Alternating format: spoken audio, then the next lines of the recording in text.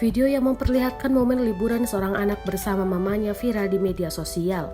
Diketahui video tersebut pertama kali diunggah oleh akun TikTok bernama @putra_tarigas. Kepada Tribun News, Putra Tarigas menceritakan secara lengkap kisah di balik videonya tersebut. Putra menyebut jika video TikTok miliknya dibuat pada 13 Maret 2020 saat ia bersama sang mama terbang dari kota Pontianak menuju Pulau Bali. Sedangkan menurut pengakuan Putra, mamanya sudah lama memimpikan dapat naik pesawat.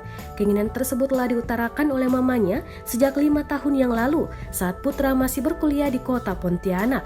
Saat itu, sang mama sendiri tinggal di Kabupaten Landak yang berjarak berjam-jam dari kota Pontianak. Putra melanjutkan ceritanya, suatu ketika dirinya mengajak sang mama untuk pergi ke kota Pontianak.